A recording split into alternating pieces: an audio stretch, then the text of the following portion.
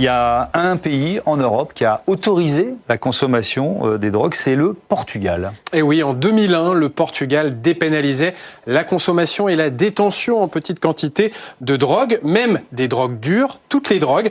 Il faut dire que dans les années 90, le pays faisait face à une grave crise de consommation d'héroïne. Environ 1% de la population portugaise à l'époque était considérée comme dépendante à l'héroïne et cela a entraîné un développement important du VIH dans le pays.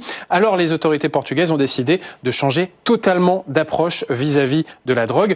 On va regarder un extrait du documentaire de nos partenaires de la chaîne France 24, réalisé en janvier 2025 par Elena Pompei, Malvin Haro et Jade Briangui. Il est pertinent de se dire « Ok, les gens se drogueront toujours. Donc, qu'est-ce que la société peut faire pour préserver la santé et la sécurité de tous ?» Le Portugal s'est rendu compte que l'approche la plus rationnelle était de transférer la responsabilité politique en matière de drogue du système judiciaire vers le système de santé. Évidemment, cette dépénalisation de toutes les drogues, ça a changé la vie de beaucoup de toxicomanes au Portugal. Oui, avant cette loi, ces personnes étaient traquées par la police et après, elles ont pu bénéficier d'un accompagnement, d'une orientation vers des parcours de soins, vers des professionnels de santé. Une action sociale a aussi été mise en place vis-à-vis de ces personnes dont beaucoup vivaient dans la rue. Et puis, des salles de consommation de drogue ont été ouvertes, des salles qui sont parfois supervisées par d'anciens consommateurs de drogue. On va en écouter un.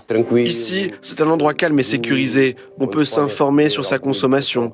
Parce que ceux qui s'injectent des drogues ne sont ni infirmières ni médecins. Donc ils apprennent à le faire sans danger. C'est vraiment un endroit où les gens peuvent trouver une consommation plus sûre. Et est-ce que cette dépénalisation, elle a porté ses fruits, Alexandre? Eh bien oui, le Portugal est un des pays européens où le taux de consommation de drogue est le plus faible, environ 15%, alors que la France est un des pays où ce taux est le plus élevé, 40%. Et puis la dépénalisation permet de faire des économies. En 10 ans, le coût social de la consommation de drogue a baissé de 18% au Portugal. Cela coûte plus cher d'arrêter et d'enfermer certains consommateurs de drogue plutôt que de les soigner.